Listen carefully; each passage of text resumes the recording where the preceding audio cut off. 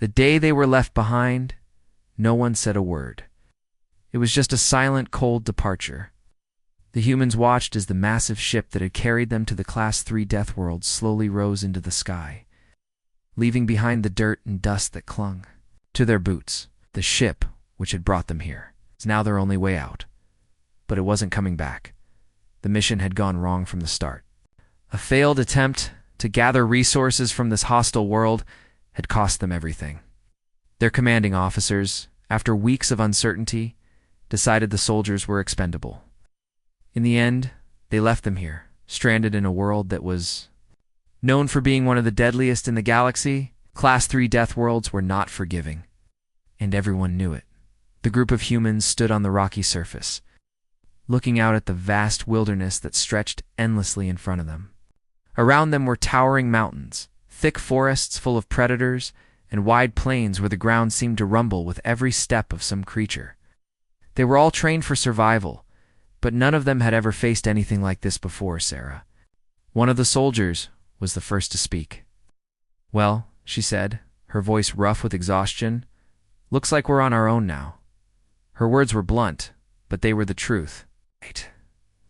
The rest of the group, made up of 6 soldiers in total, nodded. They had all been trained for difficult situations, but none of them had ever been taught to deal with something like this. They didn't have any backup, no resources, and no way off this planet. "We need to get to work," said Mark, a tall man with a calm demeanor. "First thing, we find shelter. Then we start trying to fix the communications array." They had no choice. Survival was the only option. They moved quickly, each soldier taking on a task. Sarah and Mark worked together to scout the area, looking for any signs of danger or shelter. The others began unloading what little equipment they had, setting up camp near a small, rocky cliff. Their backpacks contained the basics: food, water, and some survival gear. But it wasn't enough, not nearly enough. The first night was quiet. Only sounds were the whispers of the wind and the distant howls of strange creatures. They didn't know what they were, but the sound sent chills down their spines. The group sat around the small fire, trying to keep their minds occupied. There was nothing they could do except wait for the morning. But as the days passed, something began to change. The soldiers, who had once felt the weight of defeat, began to notice their surroundings. They were survivors, not just by luck, but by training. They had the skills to make it through this. The planet might be hostile, but it wasn't unbeatable. By the end of the first week, they had built a sturdy shelter using what little materials they could find. They learned quickly how to use the planet's resources, finding water in underground streams and catching small creatures to eat. They even managed to gather some plants that could be used for medicinal purposes. Every day brought new challenges, but each challenge was a lesson. One day, as Sarah was scouting the area again, she noticed something strange. The ground beneath her feet shifted, and she felt a low rumble. She stopped, listening carefully. A massive shadow passed overhead, blocking the sun for just a moment. Looked up, but the sky was empty. There was nothing but the swirling clouds. Above, Sarah knew this planet had its dangers, but what was that? The sound was unlike anything she'd ever heard before. She decided to check it out, keeping her distance. The last thing she wanted was to come face to face with whatever it was. Later that evening, she shared what she'd seen with the others. "You think it was some kind of predator?" Mark asked, his brow furrowed. "I don't know," Sarah replied. "But whatever it was big. It wasn't moving like the other creatures." They all agreed to stay alert. But despite the unease they felt, they continued their work. Fixing the communications array became their top priority. They needed to reach anyone, but the process was slow. Every attempt to get a signal out to their headquarters failed. The environment was too unpredictable. The equipment was damaged.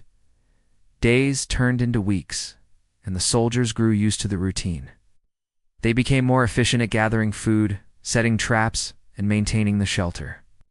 There were moments of frustration, but they pushed through. They couldn't afford to give up.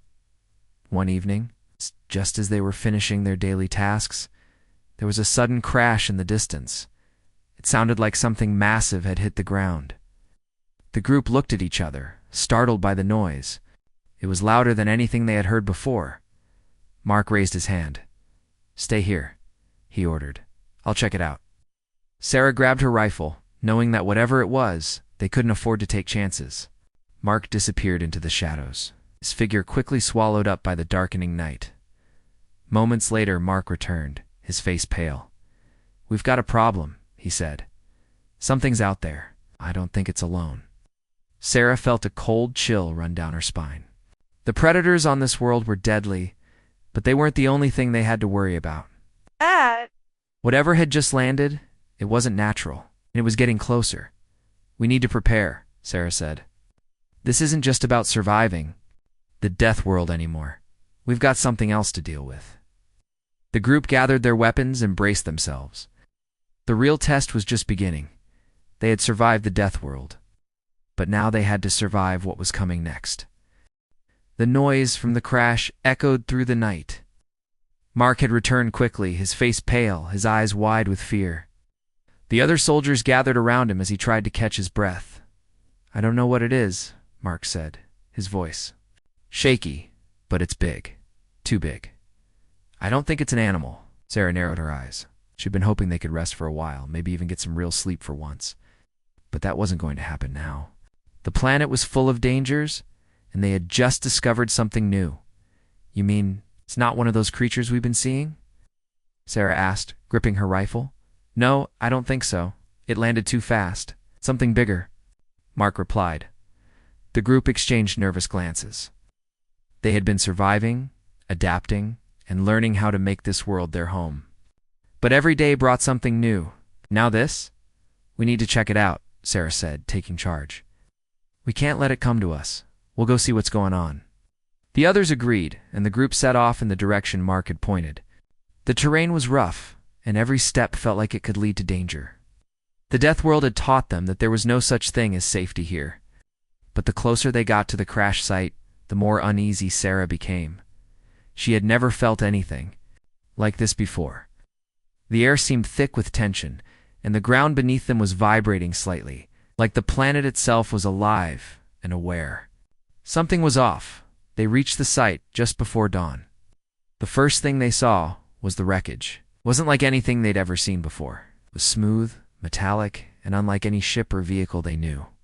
The shape was strange, almost organic in design, like something from another world. "What is that?" one of the soldiers, Ryan, whispered. His voice trembled, his fear obvious. "It's not a ship," Sarah said, eyes scanning the wreckage. "I don't know what it is, but it's not a human craft." They moved closer. The ship had clearly crash burn marks on the ground, broken, pieces scattered around. "Ow!" But the strange part was that it wasn't just a wreck. It was still pulsing. A faint glow came from inside the ship, a soft hum filling the air. Mark bent down to inspect one of the pieces. "Whatever this is, it's not from our galaxy," he said. "This technology, I've never seen anything like it." "Should we go inside?" Ryan asked.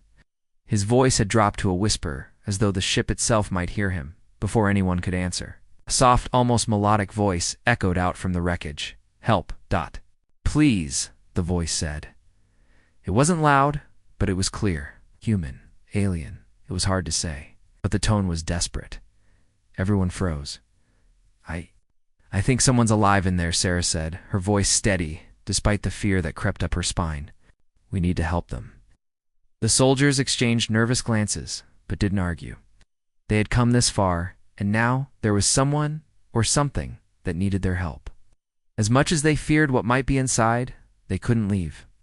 It alone, with a deep breath, Sarah led the way into the wreckage. The inside was nothing like they had expected. The walls seemed to shift, almost breathing with the faint light that pulsed around them. It was unlike any technology they had ever seen. They found the source of the voice. A creature, lying unconscious. Its body glowing faintly in the dark room. This was an alien human-sized, but with skin that shimmered in the dim light like polished metal. It had a soft, natural beauty, with delicate features and bright eyes that looked almost human.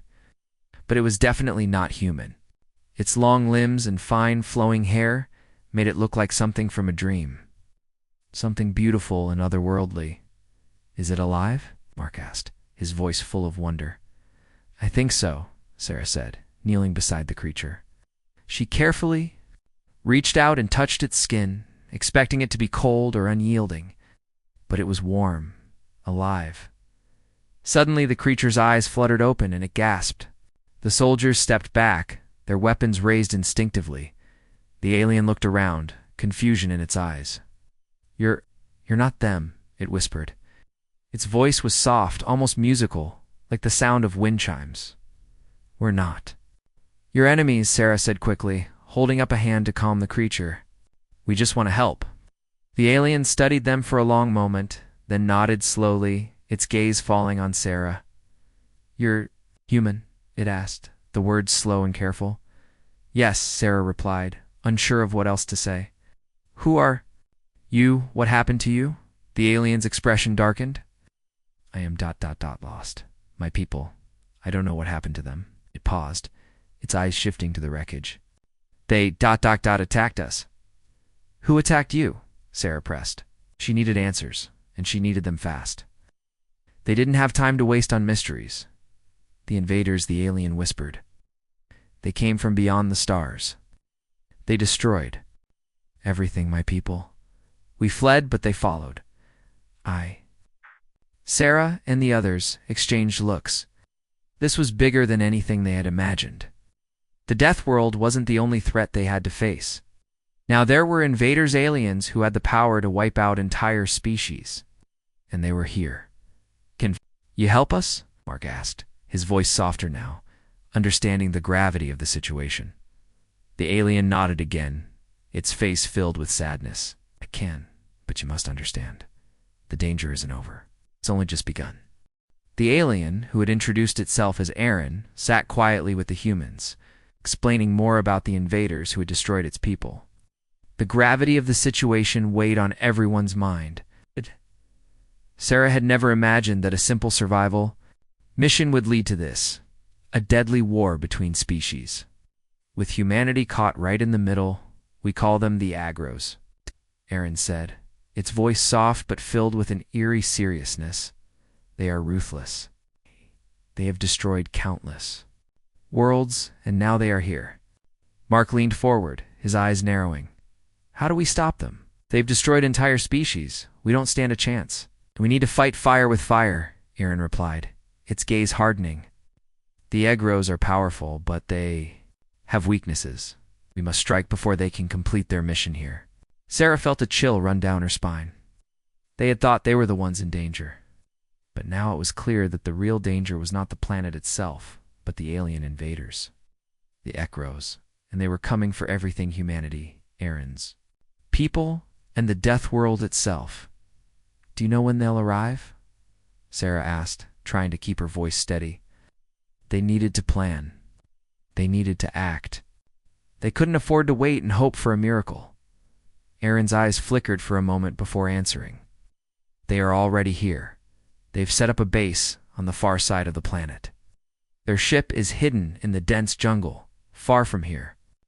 But they have scouts. They'll find us soon. We don't have much time. The soldiers looked at each other, understanding the seriousness of the situation. They had no choice but to fight back. They couldn't just survive the Death World, they had to survive the invasion. 2. Over the next few days, the humans and Aaron worked together. They spent hours preparing defenses, setting up traps around their shelter, and strategizing how they could move without being noticed. The Death World was harsh, but it was also their advantage. The Agros had no idea what they were walking into. They didn't know the land like the humans did. As they worked, Sarah kept thinking about the wreckage of Aaron's ship. She had seen the fear in the alien's eyes when it spoke about the Agros. Aaron had lost everything. Its people, its home, everything had been taken from it. Yet it still stood tall, still willing to fight. That kind of strength was rare, and Sarah admired it. By the end of the week, the team had made significant progress. They had set up a system of warning devices around their camp, simple but effective. The devices would alert them to any movement, nearby allowing them to act quickly. The soldiers also built more traps using the planet's resources.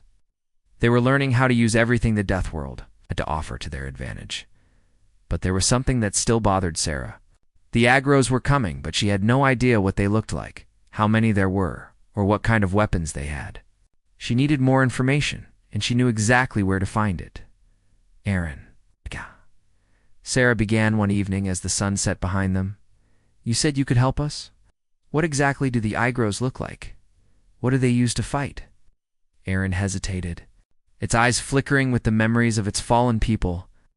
The aggros are tall, much taller than humans. They have dark, hard skin, and their eyes glow with a cold green light. They're strong, faster than most creatures.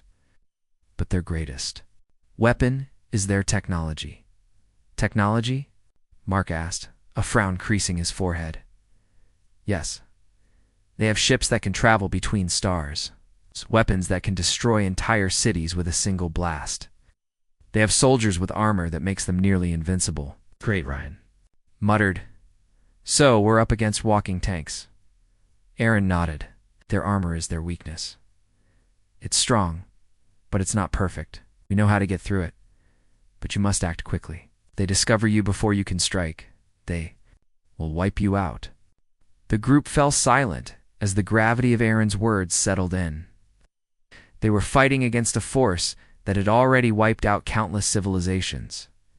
The odds were stacked against them. But Sarah wasn't going to give up. Not now. Not after everything they had already been through. We can do this, Sarah said, her voice firm. We've survived worse. We'll survive this too. Aaron looked at her, its expression unreadable. You have more courage than most. But courage alone will not win this battle. You must be smart and you must be fast. The plan was set. The group would move at night, using the cover of darkness to approach the aggros' base. They had no time to waste. The aggros would not hesitate to attack. The soldiers had to be ready to fight back with everything they had.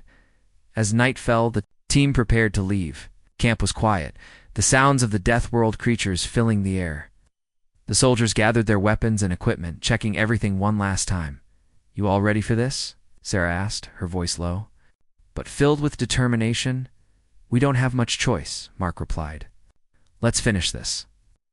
They set off into the darkness, their eyes scanning the jungle for any sign of danger. The air was thick with the smell of wet earth and the sound of creatures moving through the trees. It felt like they were walking into the unknown, but Sarah knew they had no other choice. As they moved deeper into the jungle, the first signs of the aggros' presence became clear. The ground was littered with traces of their technology, strange metallic scraps, burned-out equipment, and faint trails of green light. The aggros had been here, and they weren't far away. Sarah's heart raced. She could feel the weight of the battle ahead. The real enemy was no longer the Death World. It was the aggros, and they were coming for everything. The jungle was dark and dense. The only light came from the faint glow of the stars above, and the air was thick with moisture. The sounds of the Death World's creatures echoed through the trees, but the group moved in silence, their footsteps barely making a sound on the soft ground. Sarah led the way, her eyes scanning the surroundings for any sign of danger. The rest of the team followed closely, their rifles held tightly in their hands. They had one goal now, to find the aggros' base and make sure it was destroyed before they could bring their full force to bear on them. This place is too quiet, Mark whispered, his voice low. It feels like we're walking into a trap. Not a trap, Sarah replied, her voice steady. It's just the calm before the storm. The aggros have their base here, but they're not stupid. They know how to hide, and they'll be ready for us. They had been moving for hours, their bodies growing tired as they pushed through the thick jungle. The atmosphere was suffocating, and the tension was unbearable. But they couldn't stop now. They'd made it this far, and they couldn't afford to fail. Suddenly, a soft click echoed in the distance. It was a noise that was too perfect, too precise. Everyone froze. The aggros had set up an alarm system around their base, and the humans had tripped it. I knew it, Mark muttered. They were expecting us. We need to move fast, Sarah said, her voice urgent. We can't let them know we're coming. Stay close. Stay quiet. The group moved quickly, taking cover in the dense foliage. They had no choice now but to fight their way through. The element of surprise was gone, but they still had their advantage, the death world itself. Minutes later, they came upon the edge of the Igros camp. From their vantage point, they could see the massive, towering structures of the base built from strange metallic materials that glowed faintly in the dark. The Igros were preparing for something, but it was unclear what. "They're getting ready to leave," Sarah whispered, squinting through the trees. "They've already started to load their ships." Aaron, who had been walking with them, spoke up. "They must be leaving soon, but if we attack now, we can take them by surprise. We have to stop them before they get off this planet." "But we don't know how many are inside," Ryan said, his voice tense. "We're outnumbered." "Can't think about that now," Sarah replied. "We strike fast, hit them hard, and make sure they never get off the ground." The group took their positions, hiding behind trees and boulders, waiting for the right moment. Sarah's heart pounded in her chest as she signaled to the team. This was it. The moment they had been waiting for. As the Agros moved around their camp, Sarah's team sprang into action. They had been training for this moment, preparing for the day when they would face an enemy unlike any they had ever encountered. They moved in perfect synchronization. Using the Deathworld's terrain to their advantage, the first Igros didn't even see them coming. Soldiers jumped from their hiding spots, rifles raised, taking down the enemy in a flash.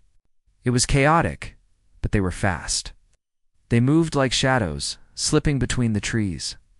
Using the thick underbrush to stay out of sight, Mark and Ryan took down 2 Igros who were stationed near a large metallic structure, their bodies falling to the ground without a sound. Sarah and Aaron moved to the other side of the camp, where a group of Igros had gathered around a large ship. The ship was ready to launch, but the soldiers couldn't let that happen. "Aaron, are you ready?" Sarah asked, her voice barely a whisper. Aaron nodded, its eyes filled with determination. "I'm ready." The two of them moved quickly toward the ship, knowing this was their only chance. As they reached the ship, Aaron pulled out a small device from its belt. It was a detonator, a powerful one, capable of bringing down the entire ship. "Get back," Aaron said, its voice low. "This will be loud."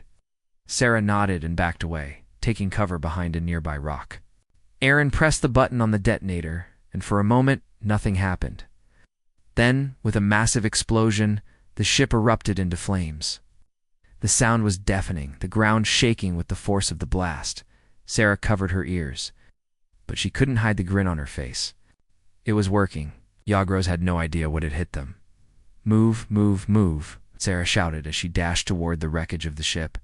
"Don't let them escape." The remaining Egros scrambled, their plans falling apart as the humans. And Aaron pushed forward. The soldiers continued to take down the invaders, their movements quick and precise. It wasn't just about survival anymore. It was about vengeance, about making sure the Igros never had a chance to destroy any more worlds. The battle raged on.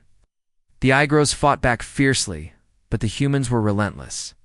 They used every advantage the Death World gave them, using the environment to trap the invaders and pick them off one by one. It was chaotic, but it was their fight now. After what felt like hours, the last of the Agros fell. Their once impressive base was now in ruins, and the remaining invaders were either dead or captured. The humans stood victorious, their bodies covered in sweat and dirt, their hearts still racing.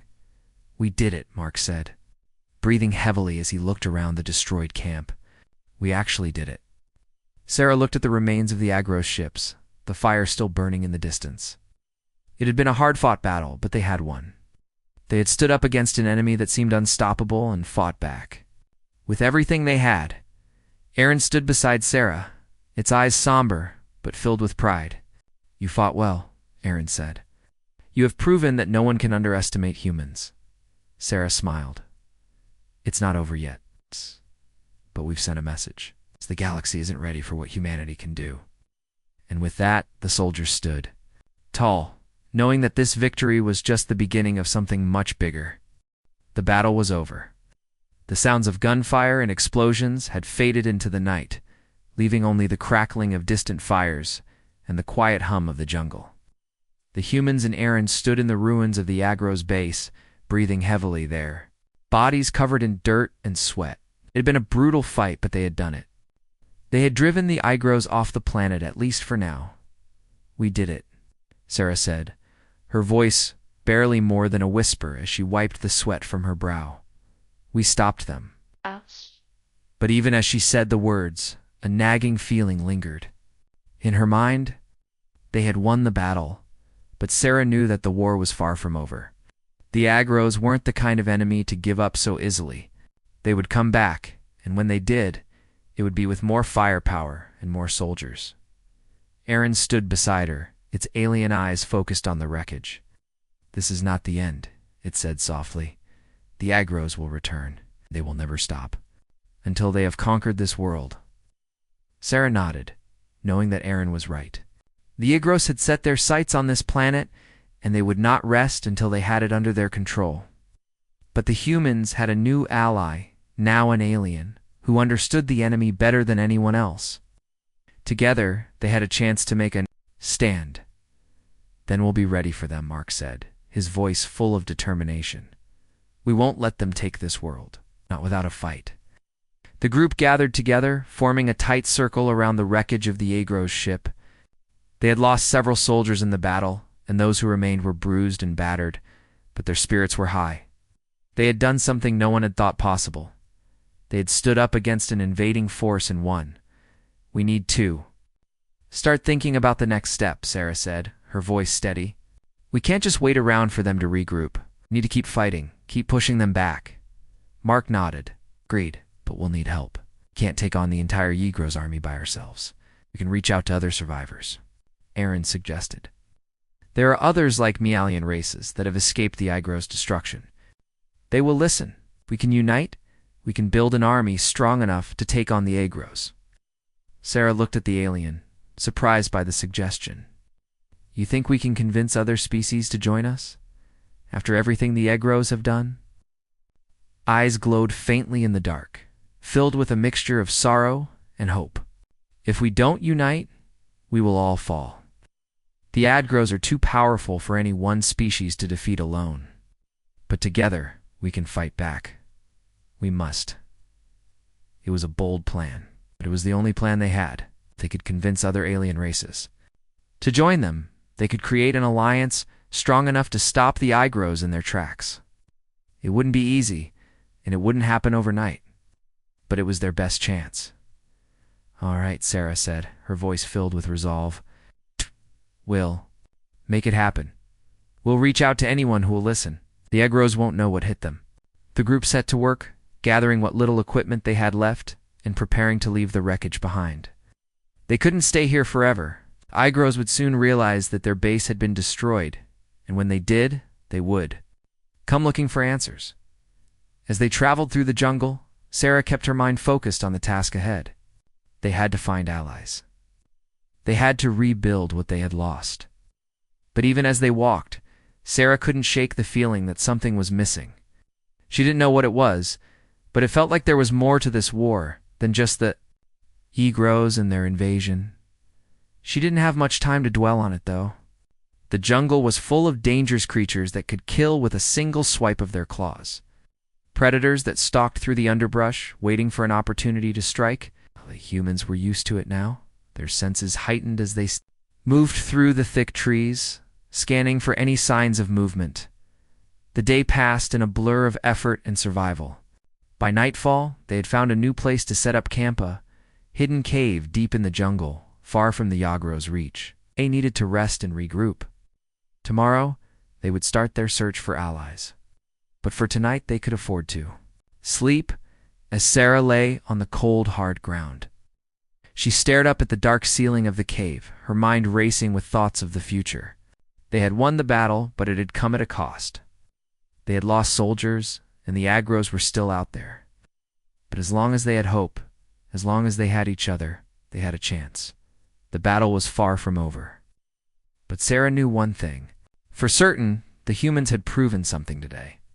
They had shown that they could survive, they could fight, and they would never back down.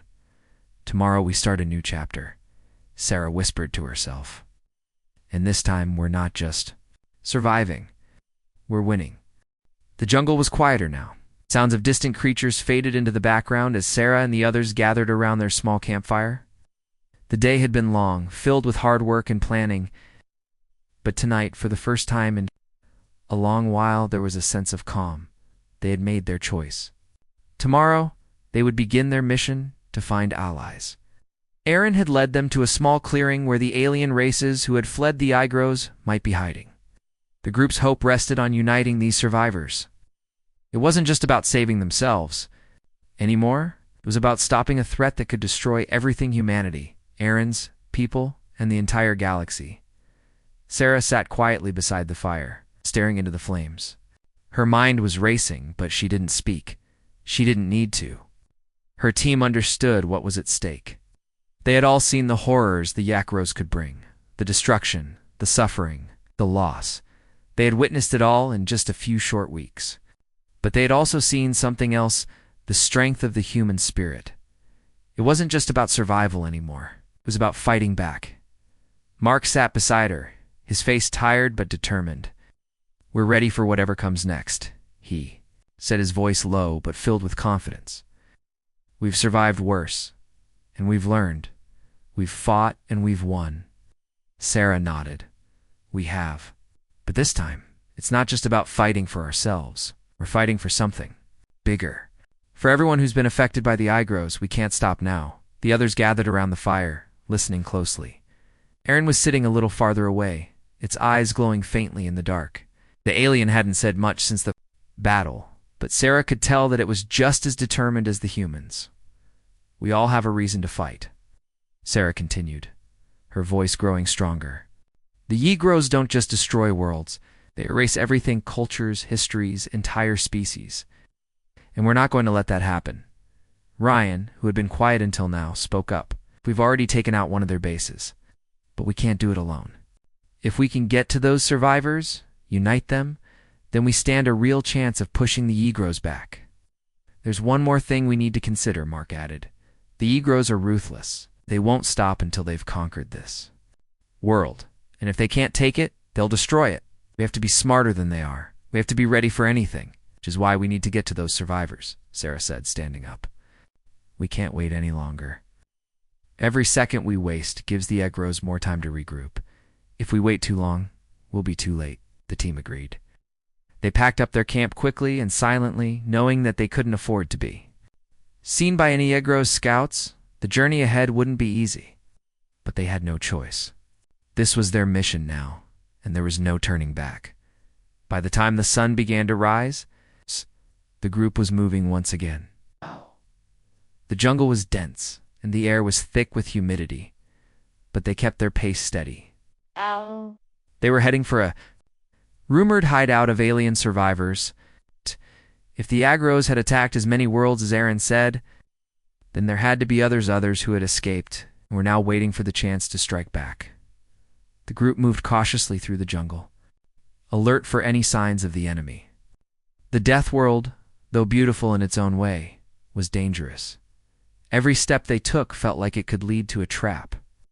But Sarah and the others were used to this now. They had learned how to survive, how to trust in each other, and how to make the world work for them instead of against them. After several hours of travel, they reached a small clearing. It was quiet, too quiet. Sarah motioned for the others to stop. She crouched low and scanned the area, her eyes darting over the terrain. "Something's not right," she muttered. "It's too calm."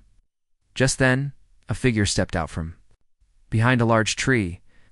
It was an alien, tall and thin, with shimmering blue skin that looked almost translucent in the light. The figure held its hands up, signaling that it meant no harm. "We've been waiting for you," the alien said, its voice calm but filled with urgency. Sarah stood up slowly, her hands still resting on her rifle. "You're one of the survivors?" she asked. The alien nodded. "Yes. My people have been hiding, waiting for a chance to fight back. We know who the Agros are. We've seen their destruction, and we want to help." Aaron stepped forward, its voice filled with a strange mix of relief and caution. "I didn't think there were any others left. You must be the ones who fled before the Igros took your world." The alien nodded again. We're not the only ones. There are others scattered across the galaxy, but we must unite if we are to stop the Igros. Alone, we will fall. But together, we have a chance. Sarah exchanged a look with Mark. This was at the moment they had been working toward. They had found their allies, and now they had to unite them all. We'll need your help, Sarah said. The Agros are coming. We've already taken down one of their bases, but they'll come back with everything they've got. If we don't stop them now, they'll wipe us all out. The alien's eyes gleamed with determination. Fight with you. Together, we will stop them. And with that, Sarah knew that their fight was only just beginning. The Agros had underestimated humanity, and now they were going to learn the hard way. The alliance they had formed was strong, and the war was far from over. But Sarah wasn't afraid. They had come together. And as long as they fought with everything they had, there was no way they could lose.